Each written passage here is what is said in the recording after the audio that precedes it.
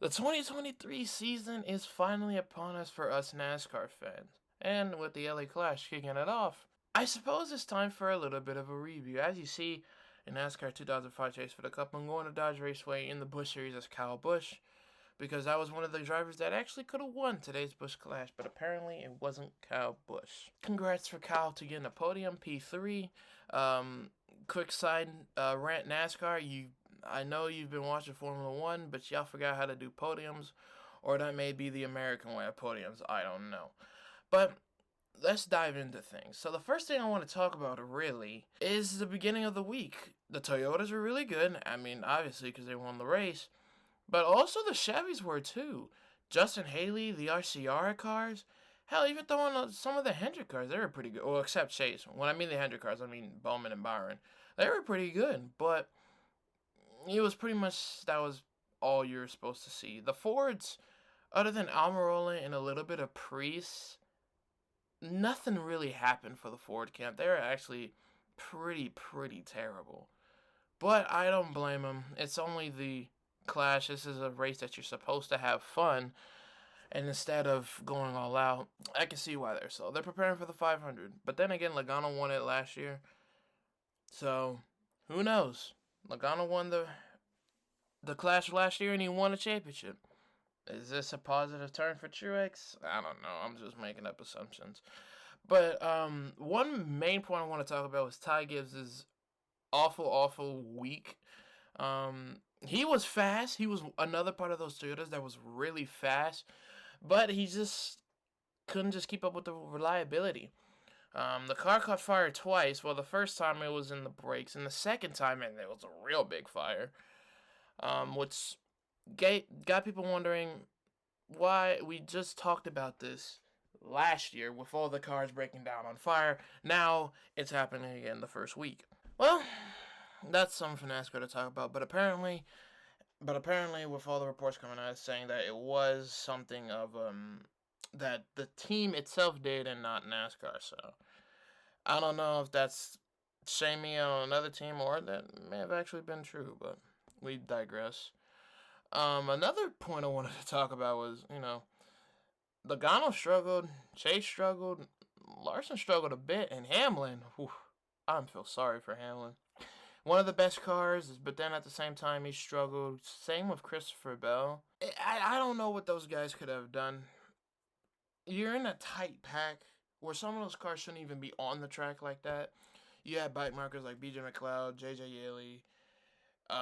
There's another one, I honestly forgot what it was, but it was mainly those two because they were so slow that they just pretty much got lapped easily. It's like the time when you go into a go-kart, when you go to a go-kart rental place and you're clearly the slowest car, and I don't know, they did like 10, 12 laps, and you're like, you can barely, you feel like you can make the turns, but it just feels super slow because the rest of the pack is pulling away. That's exactly what it feels like, except it is just a big oval. So, guys like those shouldn't have been, honestly, up there to begin with, or there to begin with. But I mean, you're just here for the experience, and I guess that's okay. Another thing I want to talk about was the heats were actually pretty good. I don't remember last year's heats, but I think they were okay. I mean, yeah, Ty Dillon just the last year Ty Dillon was the main talking point, but the heats were pretty good. Kyle Busch and Truex, two foes that made their way into the finale and battled it again. We're going back and forth. It was doing pretty great. I forgot who won that. I think it was Truex. Blaney, or I think it was either Blaney or Chase. I forgot which one. They like destroyed a heat. The first couple, I don't know. Haley won the first heat, and he didn't win the first heat. He should have won the first heat. I honestly forgot who won the first heat, but the heats were pretty good. I will say that for sure. The heats were pretty good. And so was the first half of the race. It was calm, collected. I was happy. I was really enjoying it. Obviously, being and banging also, but at the same time, it wasn't too chaotic. Now, the heats, even though they were cool, they had some chaotic times, but that was okay because it wasn't a shit show until we got to the cold show. But it's fine. So the heats were fantastic. Um, the LCQ, the last chance qualifiers. I'm gonna be honest. Me personally, I just wouldn't do those anymore.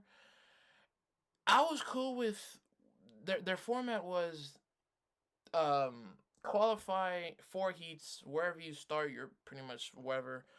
First place is in heat one, second place in heat two, third place heat three, fourth place heat four, and then it just repeats from there. And then they did heat races. Then you had the last chance qualifiers for the people who didn't make it, which was, I guess, it was like okay. McDowell cleared away from one of them. They had guys like Harvick making it, obviously. Guys like Harvick making it. Chase made it. I think Syndron made it too, based off provisionals. I'm gonna be honest. It's racing for fun. 9 times out of 10, we're not gonna be. Well, some people might be, but 9 times out of 10, we're not gonna be mad at oh, Chase Elliott didn't make the LA Clash. Well, I mean that would be kind of embarrassing, but I understand why they did it. But at the same time, the 20 best cars race for the Clash. Should have been like that, and it wasn't like that. But I just knew from the start 27 cars wasn't gonna work. I think it was 27. I honestly forgot. It was 26 or 27. I think it was 27. I knew from the start 27 wasn't gonna work, but they went on with it. I mean, for the first half it worked because nothing was going on. Everyone was just following in line.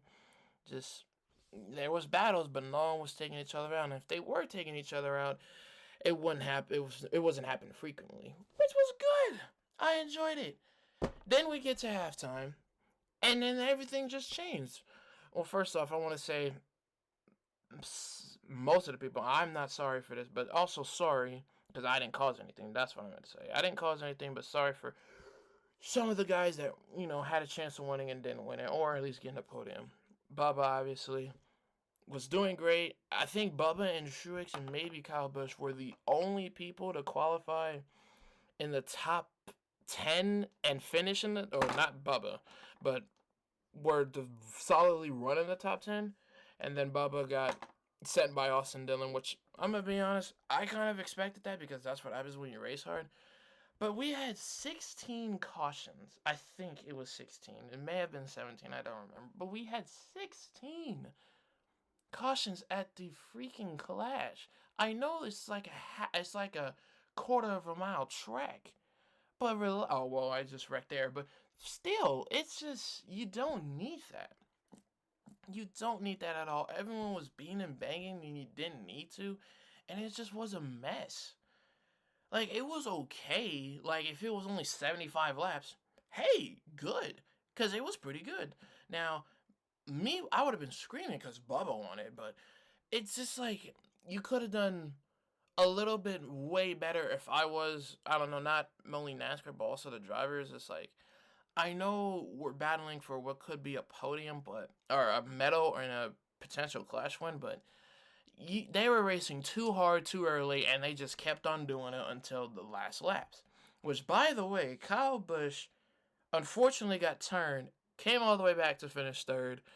A lot of people, I didn't have KFB winning personally, but a lot of people had him on this list winning, and I would understand why. And man, was he close. After spinning out and then finishing third, I applaud Kyle Busch for that. I love to say he has. I feel like Kyle Busch is gonna have a more. Well, no, because people are saying that he's gonna have a great year. People are saying he's gonna have a little underwhelming year because it's a new team. I just hope Kyle's happy with how he's driving. Because if he's happy, then perfect. Then you're gonna see the best Kyle Busch ever. But I want to talk about some of these. But real quick, before I talk about Truex winning, I gotta talk about some of these insane things that happened during the race. Obviously the beating and banging. Like, I don't know what it was. I'm gonna be honest. I don't know what it was. But like that was, I think it was like 10th through 15th. Like, if you were in that general round, you were going to get wrecked. And there was no need for that because people was going 3 wide. Tyler Reddick was just sending it the last 10 laps. And I was sitting there like, wow. But at the same time, please do not cause another caution. And it was like starting to piss me off. But it was and this is where the entertainment comes in. I was starting to get pissed off about it, but I was starting to enjoy it. But I'm hoping that never happens again. It's been 2 years. I'm okay with the Clash kicking off the year, but they just gotta. But the drivers and probably NASCAR just has to limit what the hell is going on, because it's too much. And I'm gonna be honest, a little bit too much drama for everyone. Not only just the basic NASCAR fans, but the diehards to pretty much process. And now, since we're heading on the final stretch, we got to talk about Truex winning.